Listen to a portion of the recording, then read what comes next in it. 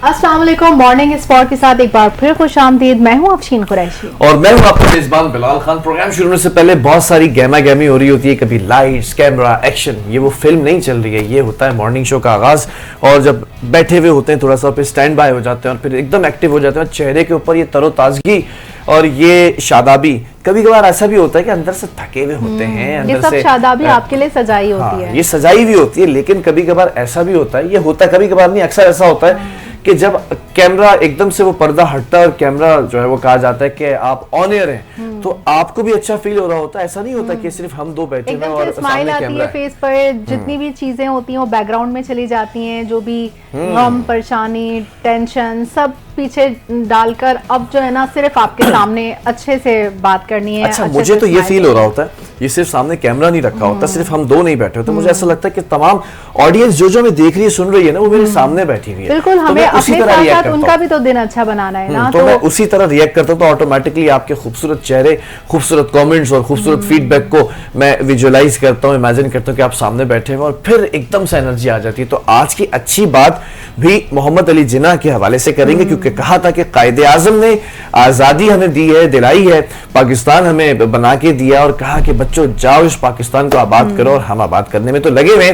तो क्या कहा था उन्होंने, क्या फरमान था और क्या कह के चले गए, आप बता रही हैं। हाँ, और सबसे पहले ये बात आपको बताऊं, जो हमने तहरीक आज़ादी हासिल की, अब जो हम उसके जश्न आज़ादी मनाते हैं हर साल 14 अगस्त को, तो ये हमें याद रखना चाहिए सिर्फ हम जश्न आज़ादी नहीं मना रहे, इसके पीछे जो तहरीक थी, जो जद्दोजहद, जो कुर्बानियां थी, जो कायदे आज़म हो गए और दूसरे और रहनुमा हो गए जिन्होंने भी पाकिस्तान बनाने में अपना किरदार अदा किया, उनके किरदार अल्लामा इकबाल का भी बड़ा किरदार है। बिल्कुल, अल्लामा इकबाल की उजागर किया लोगों को। पोएट्री, वो तो उनकी एक रूहानी शख्सियत थी, उनको तो एक कंप्लीट इंसान थे, इतने माशाल्लाह, इतना अच्छा वो बोलते थे, उतनी अच्छी उनकी बातें आज तक के जो के कोर्स और सिलेबस में पढ़ाई जा रही हैं। हम बात कर रहे हैं बानी कायदे आज़म मोहम्मद अली जिन्ना की, जिनका फरमान है कि आप आज़ादी के बाद अपनी जिम्मेदारियों से सुबुकदोश नहीं हो जाते, क्या बात है भाई, क्या खूबसूरत बात है। बहुत बड़ी जिम्मेदारियां आयद होती हैं। बिल्कुल, आज आपने बहुत खूबसूरत बात की। मैं समझता हूँ कि मसले का जड़ पकड़ ली है, मर्ज पकड़ लिया। वाकई हमारे कायद का जो पैगाम है आज भी हमें याद दिलाता है कि हम सबको बहैसियत कौम अपना किरदार अदा करना चाहिए, क्योंकि पाकिस्तान सिर्फ एक जमीन का टुकड़ा नहीं है, ये एक तहरीक है, एक वादा है, एक अमानत है जो हमारे बुजुर्गों ने हमें बेशुमार कुर्बानियों के बाद अता की है। बिल्कुल, उन्होंने अपने खून से तारीख लिखी, अपने घर बार मालो जान कुर्बान करके हमें ये आज़ाद फिजा दी है। जब कौमें गुलामी की जंजीरों से आज़ाद होती हैं तो इनके सामने सिर्फ खुशियां नहीं बल्कि जिम्मेदारियों का एक नया सफ़र भी खुलता है।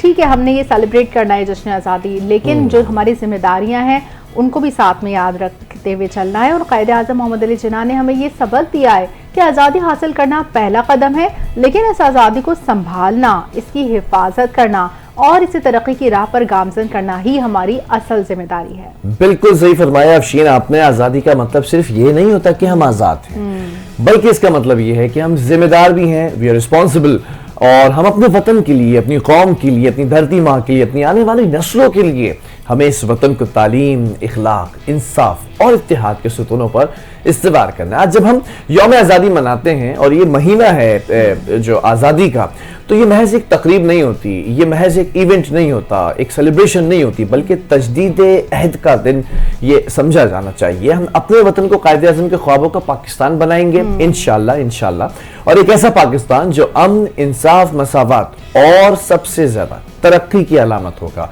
We will make this country more beautiful और more stable as well। बिल्कुल, इंशाल्लाह। और पाकिस्तान को कोई मैली नज़र से देखेगा तो पाक अफवाज हैं हमारे कौम की हिफाजत के लिए, जो कि हम वक्त तैयार हैं दुश्मन से निमटने के लिए, और हमारी कौम मुत्तहिद होकर रहे, कायदे आज़म के फरमान यूनिटी, फेथ एंड डिसिप्लिन पे अमल करते हुए आगे चलें, तो क्या बात यकीनन कामयाबी। मैंने तो सिर्फ ये कहा था कि आज़ादी को डिस्कस करेंगे, और आपने जिस तरह से रोजाना कायदे आज़म के फरमान लाना शुरू कर दिए हैं, सल्यूट है भाई आपको ऑन एयर। आप जिस तरह से कायदे आज़म के वो 14 नुकात भी आपको याद होंगे, फिर तो हम जो माशरती उलूम में नवी जमात के अंदर पढ़ा करते थे, याद करना बड़ा मुश्किल होता था, बड़े इंटरेस्टिंग होते थे वो, लेकिन भूल जाया करते, 7वां 8वां 9वां नंबर आगे पीछे कर दिया करते थे। लेकिन वही बात कि अगर जिस तरह से कायदे आज़म ने वो फरमान लिखे होंगे तो उन्होंने उनका एक सोच, एक विजन उसके साथ होगा। अगर हम उसी विजन को फॉलो करते हुए अगर वो हम याद करें तो मेरे ख्याल में वो भी मुश्किल नहीं होगा। अब अगर हमारे पास वो 14 नुकात आ जाएं तो अब हम बहुत इजीली उसको ग्रैब कर सकते हैं। आपने बड़ी प्यारी बात بات کی ہے کیونکہ بچپن میں وہ ان کا ویژن کے ساتھ ہم بس رٹا مارتے تھے ہم. لیکن اب کیونکہ ہم سوچ سمجھ کر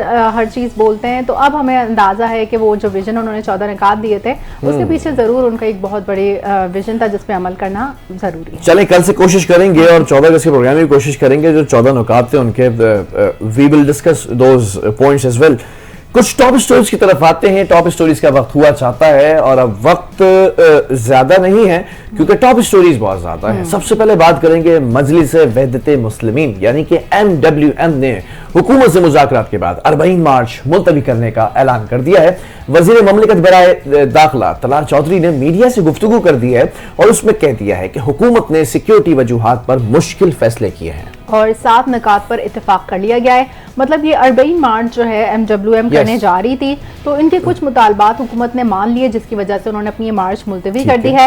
عراقی ویزے کی مدت میں 60 روز تک توسیع ہوگی. اچھا یہ عراقی ویزے پہ جو پرابلمز آ رہی تھیں اس کے اوپر بھی ڈسکشن. وہ والا معاملہ تو نہیں ہے وہ جو ایجنسی کے تھرو جانے پر ایک قدغن لگائی گئی تھی, اس کو بھی اپنے مطالبات میں انہوں نے شامل کیا ہے کہ جن کے عراق کے ویزے جاری ہو چکے ہیں حکومت انہیں رعایتی ٹکٹ دلائے گی اور سرحد پر موجود طلبہ کو بغیر رکاوٹ ایران میں داخل ہونے دیا جائے گا.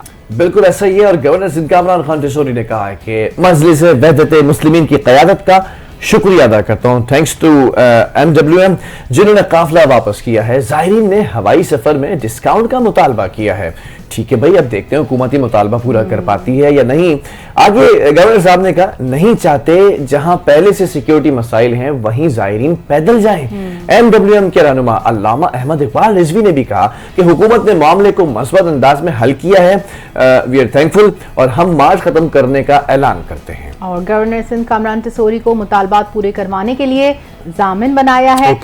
تو ظاہر ہے ہمیشہ میں نے دیکھا ہے کامران ٹیسوری جو ہیں گورنر سندھ ان کا ہمیشہ ایک بہت پازیٹیو امیج رہا ہے. جو ثالثی کا کردار ہے وہ بہت بہتر طریقے سے ادا کر دیتے ہیں. جب بھی کہیں جا کے اسپیچ کرتے ہیں کہیں تقریب سے خطاب کرتے ہیں تو اس میں بھی ہمیشہ امن کی بات کرتے ہیں. اور جیسے اب یہ 14 اگست کی جتنی بھی تقریبات ہیں وہ بھی بتا رہے ہیں کہ پہلی سے 14 اگست تک یہ کنٹینیو رہے گی. تو یہ سب ان کا کردار بہت. کل میرے خیال کوئی ایونٹ تھا کل 7 اگست تھی تو Rahat Fateh Ali Khan was in governor house if I'm not wrong اور 11 تاریخ کو ملک کے لیجنڈ جو سپر سٹار ہیں سیلیبریٹی سنگر ہیں Atif Aslam he will be in Karachi in governor house. اگر تو میں غلط نہیں ہوں ڈیٹس آگے پیچھے ہوتے لیکن یہ لوگ ہیں یہی آنا ہے. پہلے سے شیڈیول کر کے یہ سب بتا دیا تھا. گورنر صاحب کی یہ سب تقریبات تو اس پر جاری ہوں گی.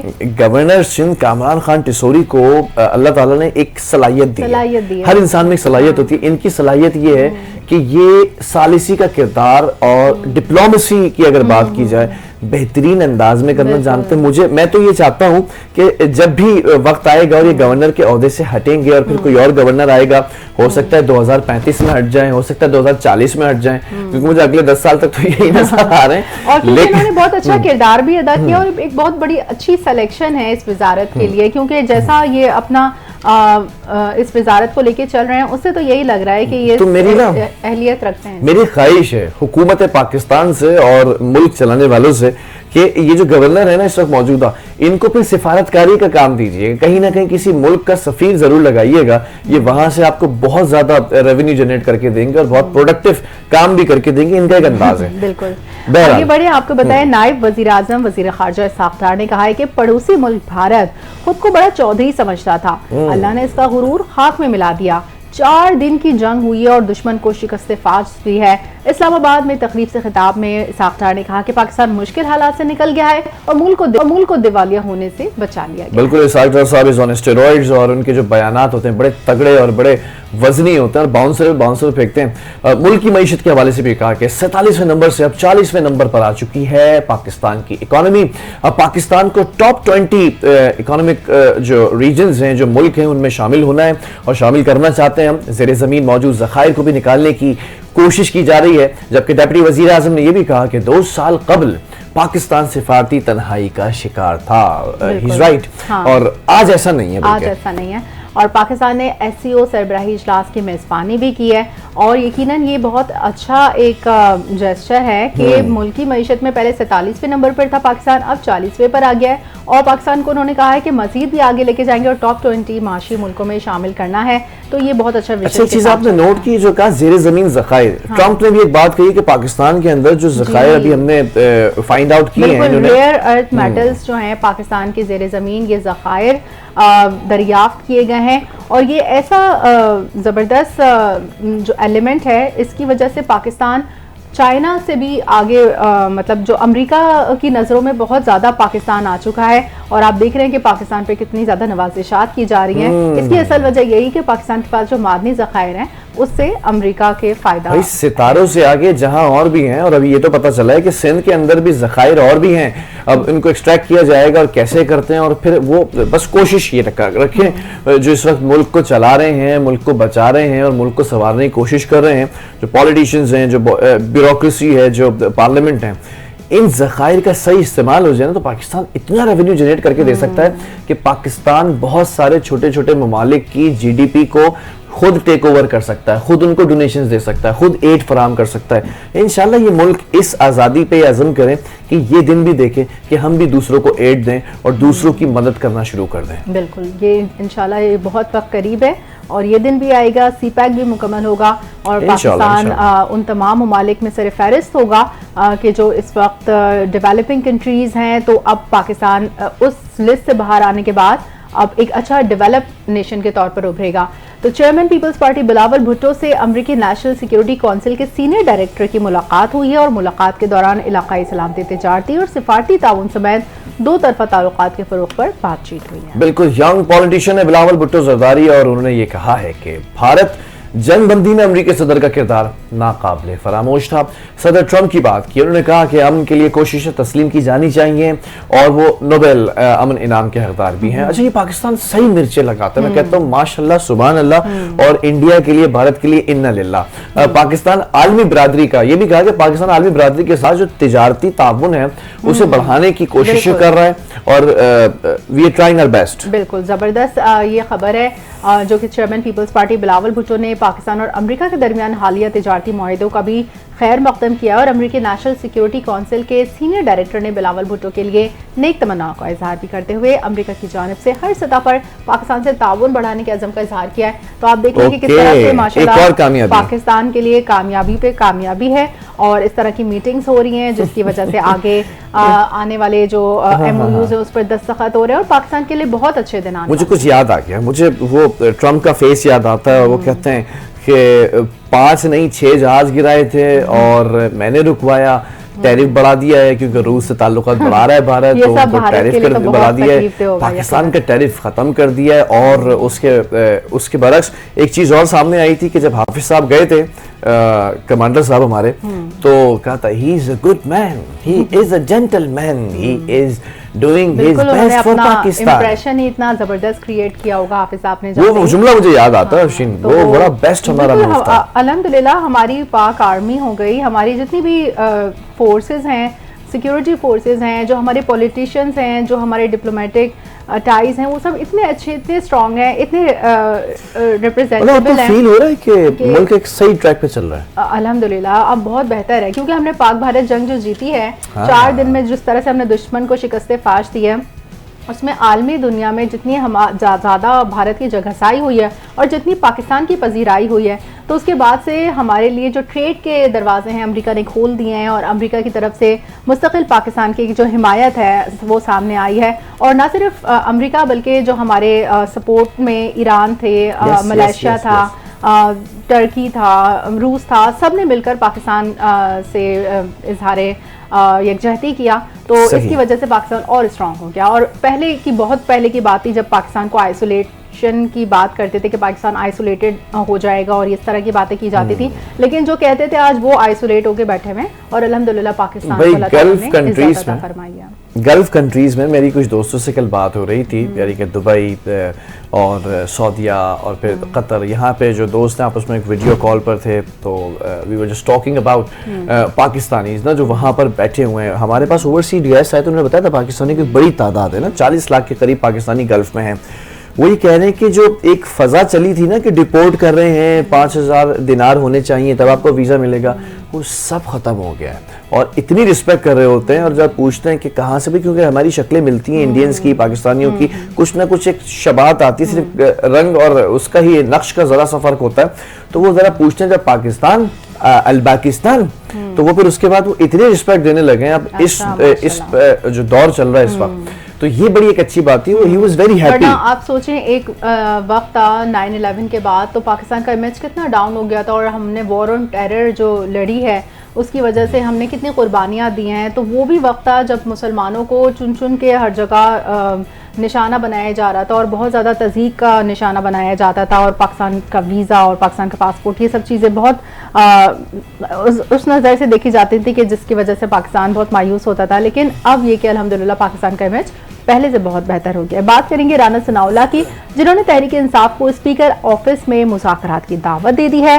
رانا ثناءاللہ نے کہا ہے کہ وزیر اعظم نے تو اپوزیشن کو اسپیکر آفس میں مذاکرات کی دعوت دی ہوئی ہے, اور وزیر اعظم نے کہا ہے کہ ملک کی بہتری کے لیے آپس میں بیٹھ جائیں. بالکل, ہی فردر سیڈ دیٹ کہ بانی کے بیٹوں کے ویزوں میں کوئی رکاوٹ نہیں ہے. اگر کوئی مسئلہ آ رہا ہے تو اسپیکر کے پاس آ جائیں, حل کرا دیں گے. اسپیکر آفس میں وزیر اعظم کو بھی بلا لیں, اور ان کو بلا لیا جائے گا. ضمنی الیکشن کی جو بائیکاٹ سے پی ٹی آئی کی مشکلات بڑھیں گی. رانا ثناءاللہ نے یہ بھی کہا کہ بائیکاٹ سے معاملات نہیں سنبھلتے, سسٹم میں رہ کر ہی جد و جہد کی جا سکتی ہے. بہت پیاری بات کی ہے یہ. خواجہ آصف کی بات پر کسی کو برا نہیں ماننا چاہیے. وائٹ کالر کرائم میں لوگ کہاں ثبوت چھوڑتے ہیں, بھئی یہ بڑی پیاری بات تھی کہ سسٹم میں رہ کر ہی جد و جہد کرنی چاہیے. یہ نہیں کہ پارلیمنٹ چھوڑ کے چلے گئے اور اپوزیشن کا کردار بھی ادا نہیں کر رہے. تو حکومت میں رہتے ہی, سسٹم کا حصہ رہتے ہی یہ آپ نے اسٹرگل کرنی ہے. ظاہر ہے کبھی آپ پارلیمنٹ میں ہوتے تھے, کبھی آپ وزیر اعظم کی پوسٹ آپ نے انجوائے کی, اور اب کبھی اپوزیشن کی باری آپ کی آئی ہے, تو آپ کو دونوں طرح سے فیس کرنا چاہیے.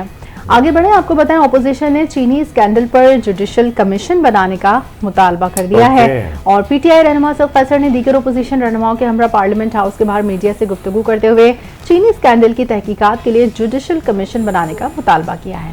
بالکل ایسا ہی ہے. جو پی ٹی آئی رہنما ہے سعد قیصر, انہوں نے کہہ دیا ہے کہ چینی کے معاملے میں بڑے پیمانے پر کرپشن ہو رہی ہے, اور ملک کا پیسہ لوٹنے والوں کے خلاف فوری کارروائی ہونی چاہیے.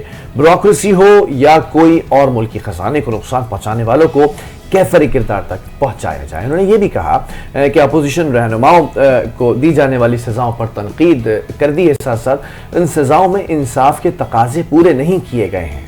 جبکہ انہوں نے یہ سوال اٹھایا کہ معلوم نہیں حکومت چاہتی کیا ہے آخر, اور ملک کو کس طرف لے کے جا رہی ہے. اپوزیشن لیڈرز کو فارغ کیا جا رہا ہے, اور باقی اراکین قومی اسمبلی پر بھی تلوار لٹک رہی ہے. تو یہ تو ہوتا ہی ہے اپوزیشن میں, اس طرح سے تو ہوتا ہی ہے اس طرح کے کاموں میں.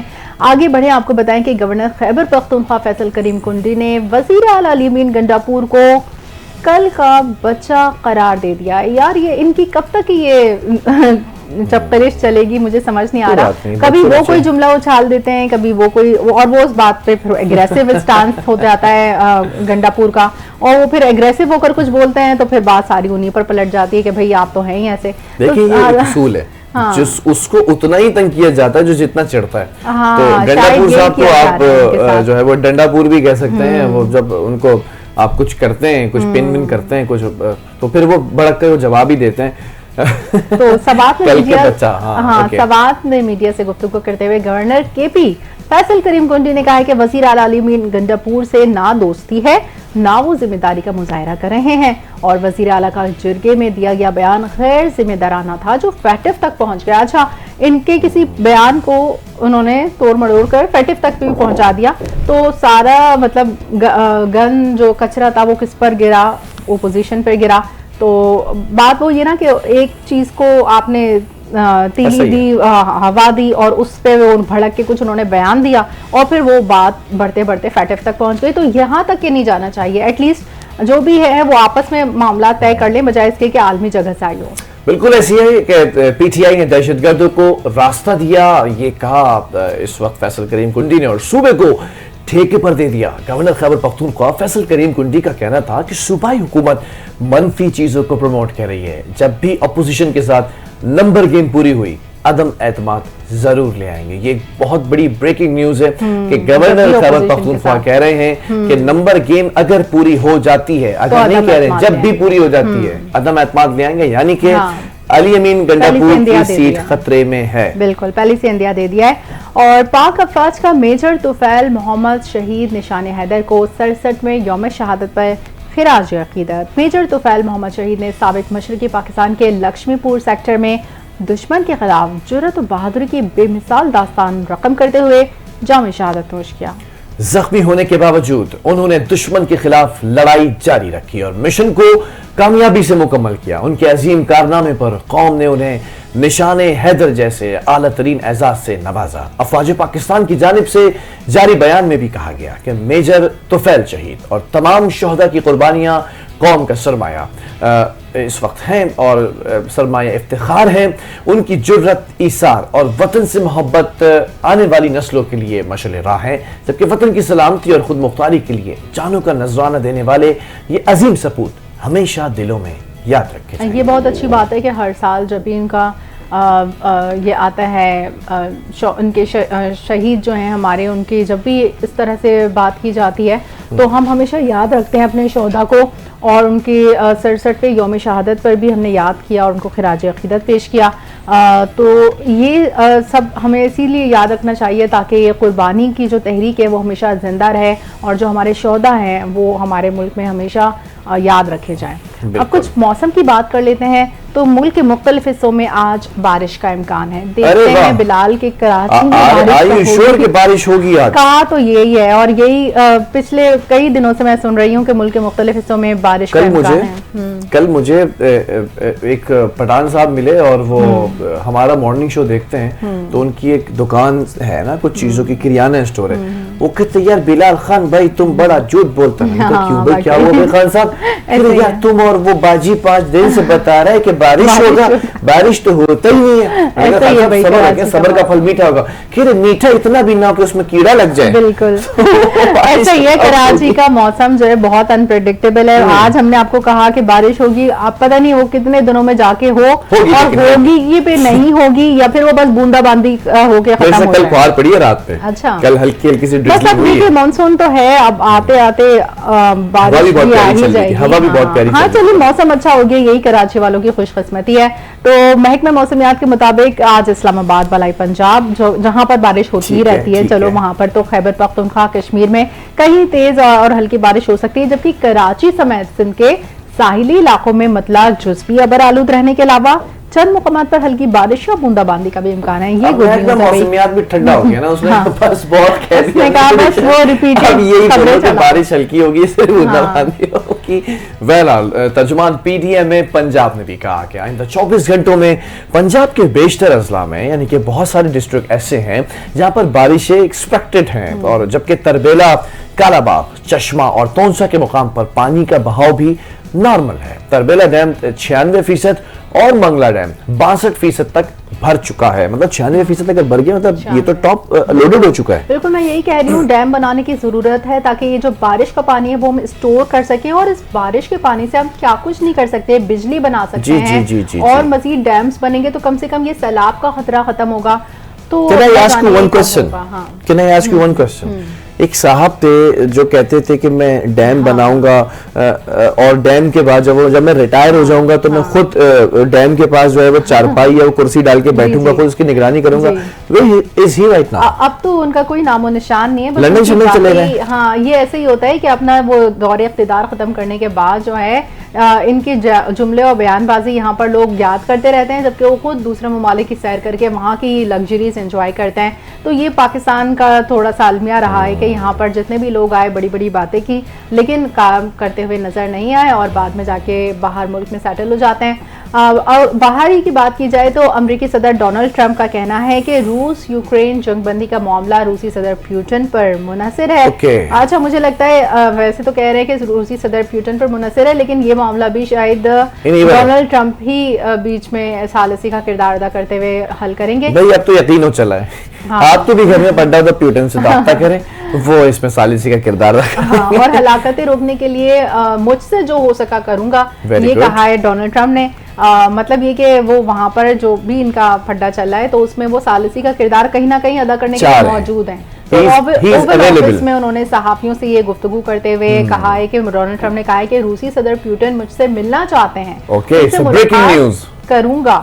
اور وائٹ ہاؤس پریس سیکرٹری کے مطابق امریکی صدر روس اور یوکرینی صدور سے ملاقات کریں گے. بریکنگ نیوز ہوگی انٹرنیشنل میڈیا پر کہ Putin wants to meet Trump, اور جو ہے وہ ملاقات جب ہوگی تو یہ مناظر بھی دکھائے جائیں گے. یہ بڑی دیرینہ ملاقات ہوگی. ٹرمپ یوکرین روس جنگ کا خاتمہ بھی چاہتے ہیں. آگے بڑھیں گے اور بہت ساری اور بھی خبریں ہیں. کچھ ایسی خبروں کو بھی شامل کرتے ہیں جو ہمارے لیے لازم منظور ہیں.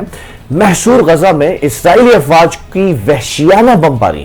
ہم روزانہ یہ خبر کوٹ کر رہے ہوتے ہیں, سکور بتا رہے ہوتے ہیں آپ کو شہادتوں کا کہ شہید کتنے ہو چکے ہیں. ہم لوگ پڑھ کے کتنے وہ, لیکن پھر بھی ہم بتائیں گے, کوئی ایسا دن نہیں جائے گا جب ہم چپ ہو جائیں گے. ہم لوگ سوچے نا, ہم لوگ جب بتا رہے ہیں مزید 102 فلسطینی شہید ہو گئے, غذائی قلت ہے وہاں پر, شہادتوں کی مجموعی تعداد 197 ہو گئی اور 96 اس میں معصوم بچے بھی شامل ہیں. سوچے جب معصوم بچے ہم ایک نمبرز کی طرح کوٹ کر دیتے ہیں تو وہاں پر جو لوگ مرے ہوں گے, وہاں پر جو ایک وحشت کا سما ہوگا وہ کتنا اذیت ناک ہوگا. تو دنیا کو دیکھنا چاہیے. ہم لوگ تو خبریں پڑھ رہے ہیں اور آپ لوگوں کو غزہ کی وزارت صحت کیا کہہ رہی ہے ذرا وہ بھی بتائیے لوگوں کو. وہ کہہ رہے ہیں کہ گزشتہ 24 گھنٹوں کے دوران اسرائیلی فضائی اور زمینی حملوں میں کم از کم 98 فلسطینی شہید جبکہ 603 شدید زخمی ہو گئے اور شہداء میں 51 افراد وہ بھی شامل ہیں جو امداد کے منتظر تھے کھلے آسمان تلے.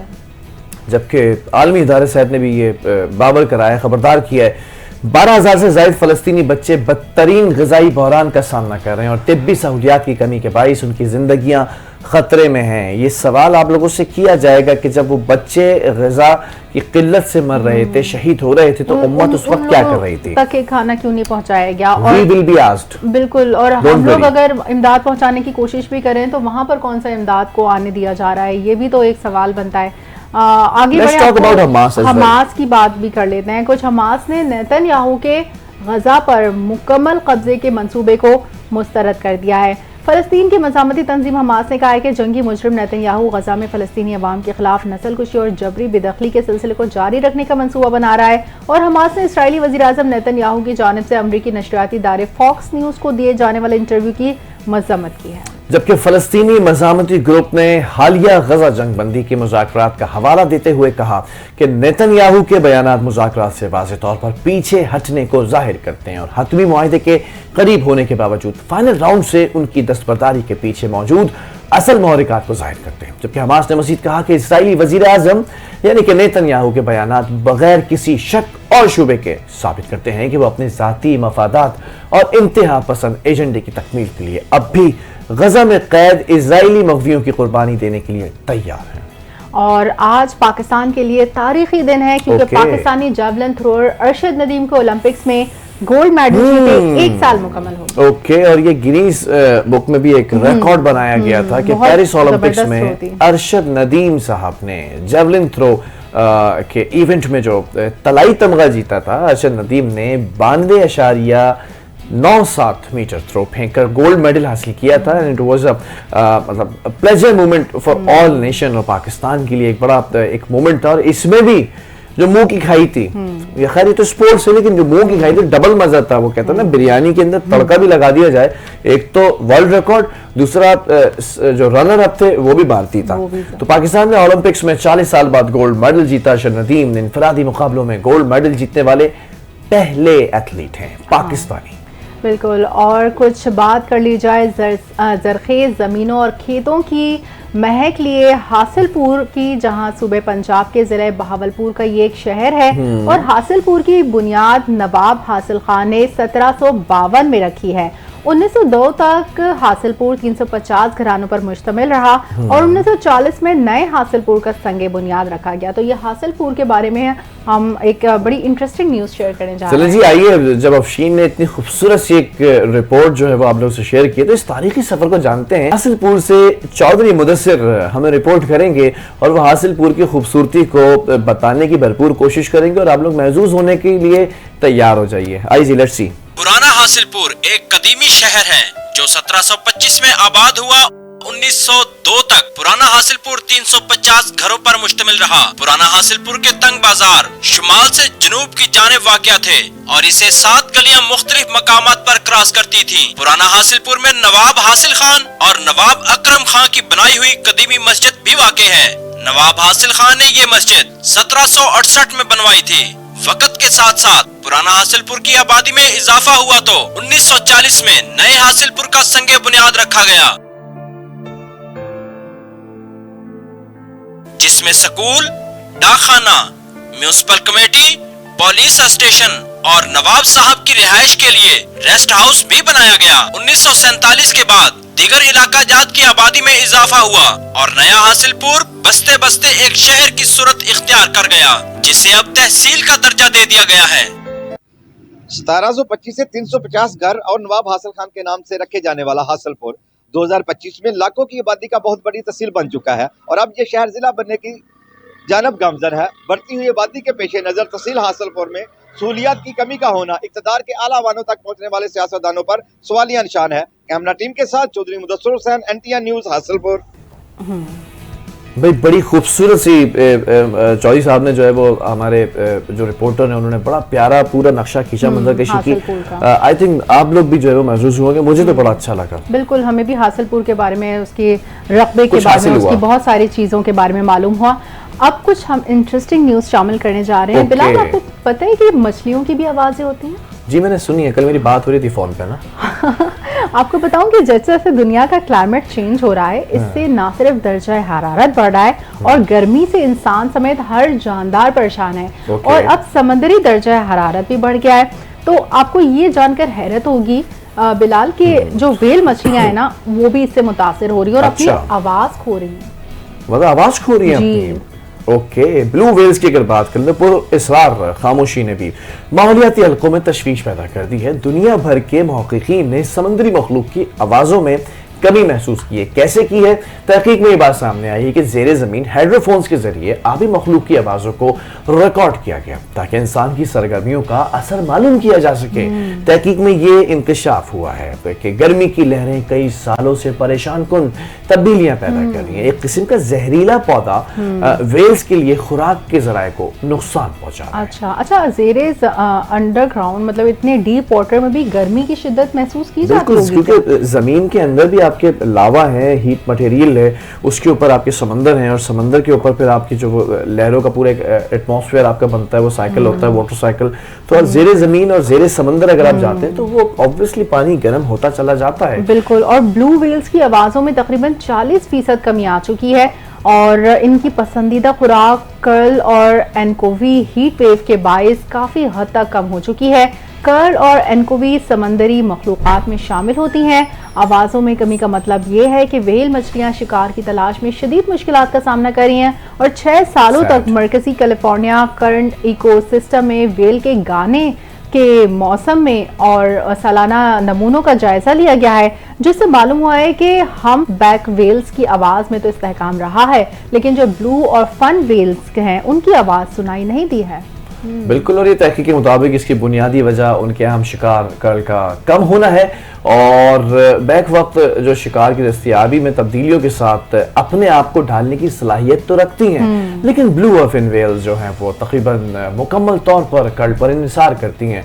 दे डिपेंडेड ऑन दिस। जब कर्ल की आबादी ख़त्म हो रही है तो वेल्स की आवाज़ें भी ख़त्म हो रही हैं, जबकि समुद्री और मौसमियाती जो तब्दीली है मुसलसल ख़तरे की घंटी बजा रही है कि ज़मीनी हयात के साथ आबी हयात भी शदीद इस वक्त परेशानी में है। और जो वेल के बारे में कहा ना कि इसका जो एक सिंगिंग पीरियड होता है, एक मोमेंट होता है, वो सिंगिंग अब रिकॉर्ड नहीं की जा सकी। आप ये देखें कि ये भी तब्दीली जानवरों के ऊपर आ रही है, इंसानों के ऊपर आ रही है, लेकिन समुद्री जो हयात हैं उन पर भी आ रही है। बहरहाल हमने जैसे देखा कि मौसमी जो तगय्युरात हैं और जो गर्मी की शिद्दत है वो ना सिर्फ इंसानों को नुकसान पहुंचाती है बल्कि जो वेल्स हैं वो भी बोलना कम कर चुकी हैं। और मौसमी तब्दीली की अगर बात करें तो मौसमी तब्दीली के ऊपर आज बात करने जा रहे हैं और मौसमी तब्दीली में पाकिस्तानी शहरी एज ए नेशन, एक कौम की क्या किरदार अदा कर सकते हैं, ये तमाम चीज़ें डिस्कस करेंगे आपके लिए, अपने लिए, इस मुल्क के लिए, इस वतन के लिए, इस कौम के लिए, एक छोटे से वक्फे के बाद। Stay with us.